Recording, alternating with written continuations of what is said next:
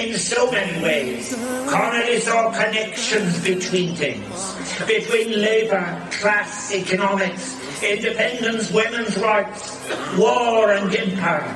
He set about forging alliances between those who were working to challenge the different aspects of a system, the complexity of which he did not underestimate, and which he wanted so desperately to change. He was one of the greatest Irish patriots of all time, an extraordinary leader, an organizer, a writer, and an inspirational speaker who came to Belfast to unite workers of all faiths, to fight together for their rights, brothers and sisters in the same struggle. He was a Republican, he was an Irish patriot, he was a socialist, an internationalist, a feminist. He put the rights of working people and class politics at the heart and centre of all that he done. And it is important that we remember and mark the role and contribution of Connolly, the role and contribution that he made on our great city. And we know that in this great city of Belfast we have a proud and long tradition of trade unionism, of political and community activism that runs deep. Strong man can ring thread, while Britannia's sons with our long range. Áras Uí Chonghaile, in partnership with the National Lottery Heritage Fund, are proud to introduce the James Connolly Heritage Trail, a project which will bring the story of James Connolly in Belfast to life. Belfast at the time of Connolly was part of the British Empire, part of the huge industrial machine. It was a really significant part of that. We had Linenopolis, the huge linen industry. We had the shipyards. Belfast was about to build the Titanic. Belfast was hugely important, but it was also somewhere which had enormous disparities of wealth when you had the industrial magnates compared to the working class hovels that we saw in parts of Belfast. Largest rope works in the world, largest tobacco factory in the world, so on and so forth. And had expanded dramatically in the 25 years from about 1880 to 1910. The town, in 1880 it was still a town, not a city. It only became a city in 1896. The population almost doubled.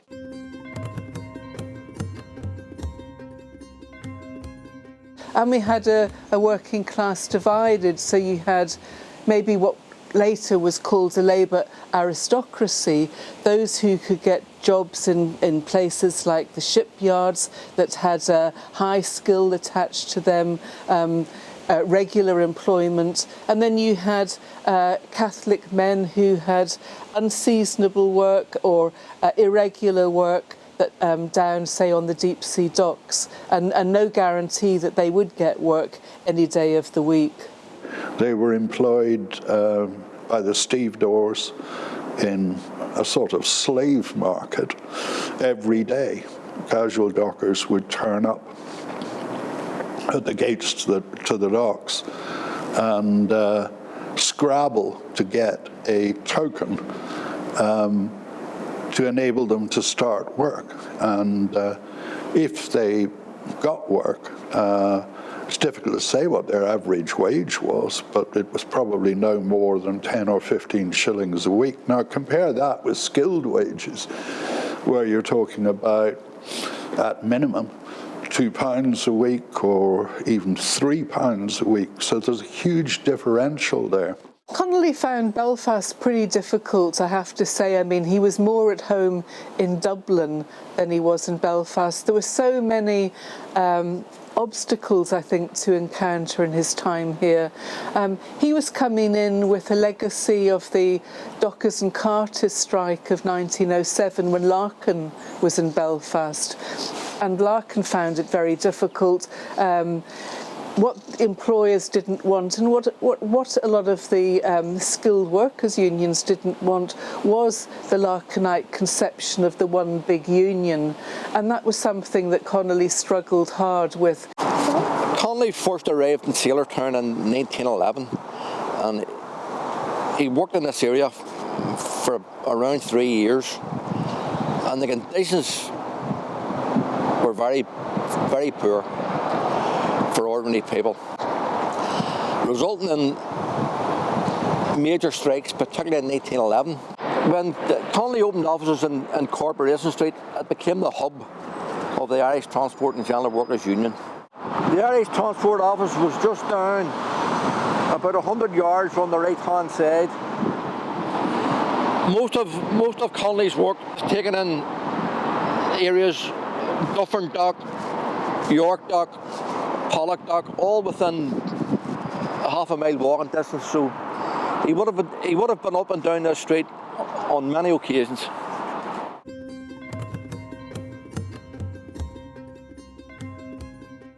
But you go into the linen mills, which were notorious for low pay, and of course were the major employers of women. I mean, that was one feature of Belfast's economy, that there was plenty of employment for women, and I might add their children. You know, rich people don't send their children to work. Puss, the dust flying around in the mills, which gave them consumption. The death rate for young women in Belfast was 4 times the death rate of young women in Manchester. Connolly talks about the loss of women workers in his reconquest of Ireland, when he talks about how they go from a dreary drudgery from one drudgery to the next, working say 12 hours a day in the mills in different roles within the linen mills, but many of them extremely unhealthy. Connolly reminded the women in York Street Mill that the horses had better protection than what they had. The horses had the protection of the Royal Society for the Prevention of Cruelty to Animals, where the women had no one to protect their interests. And when the workers came to Connolly, one of the reasons they came to him was because there was one of those periodic slumps in the industry, and they were not put on short time, but their work was speeded up and a whole set of new rules were put in. So one of the reasons women were so badly paid was they got fined every time there was a rule infraction. So supposing you weren't supposed to speak or sing or stop to do up your hair, you could be fined for that, or you came in a couple of minutes late, you got maybe half an hour docked off your wages. So they came to Connolly to ask him to help them. They went out on strike, and they managed to last for 2 weeks on strike with very little strike fund. But in the end, they really couldn't afford to stay out any longer. So Connolly, he didn't want them to go back feeling that they were defeated. He said, go back, but go back and defy the rules. So the women went back. Mill workers had a great tradition of songs and singing, so they went back singing and defied the rules. And apparently some of them then were no longer applied. So they felt it was a moral victory, even though it didn't actually win them any greater pay.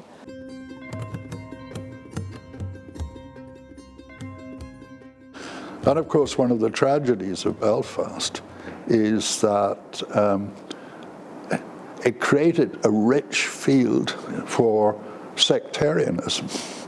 You know, in the absence of effective trade unions, and even when the trade unions began to emerge and to battle for improved workers' rights, it was often possible to put forward the argument that actually the best way of protecting your rights was to protect the sectarian ownership of a particular trade, and to guard the frontiers of that particular trade against people from the other section of the community.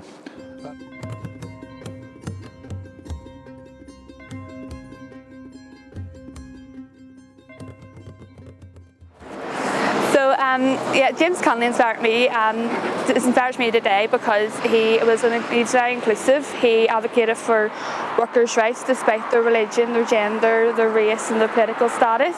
We still haven't achieved proper equal workers' rights still even to this day, and it inspires me to kind of follow on to his legacy and achieve what he hoped to achieve.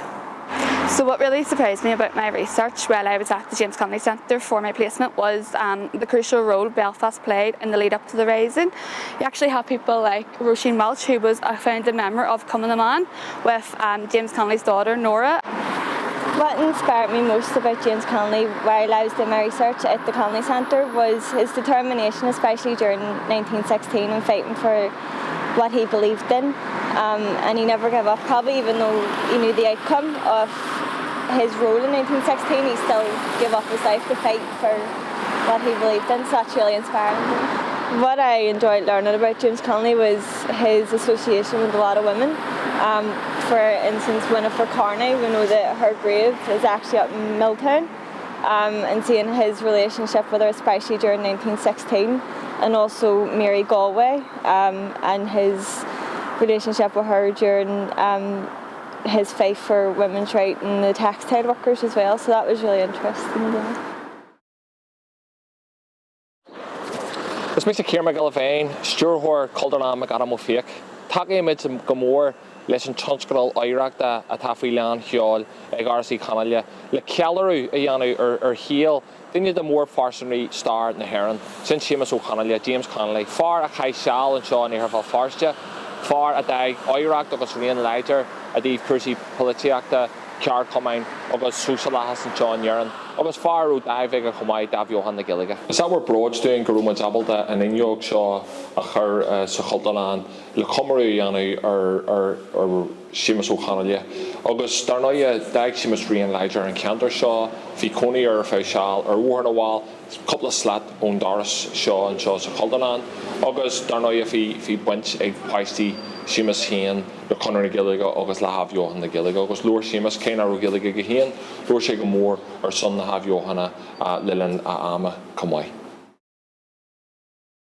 COVID-19 has presented many challenges to the wider tourism, hospitality, cultural and heritage sectors here in West Belfast, across the island and indeed across the world. We at Fáilte First here and at Áras Uí Chonghaile, the James Connolly Visitor Centre, are determined that the legacy and inspiration that was James Connolly continues despite these challenges. While our building here, Áras Uí Chonghaile, in the heart of Belfast Gaeltacht Quarter, remains closed due to the coronavirus restrictions, and we can't bring you to visit us here at the James Connolly Centre, we can bring the inspirational legacy of all that was James Connolly to you. Fáilte First here are once again delighted to be working with the National Lottery Heritage Fund. We have a long-standing positive relationship and we're delighted to be partnering with them as we seek to uncover the hidden heritage and James Connolly's unique contribution to the wonderful city of Belfast. Over the next 18 months, we'll be exploring James Connolly's role and contribution to Belfast and his living legacy in our city today. Through the use of innovative technology, our James Connolly Heritage Trail will be bringing the story of James Connolly's time in Belfast to life.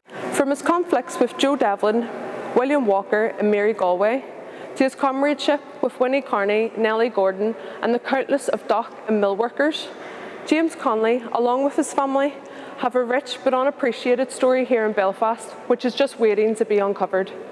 This isn't just James Connolly's history, but Belfast history, our history.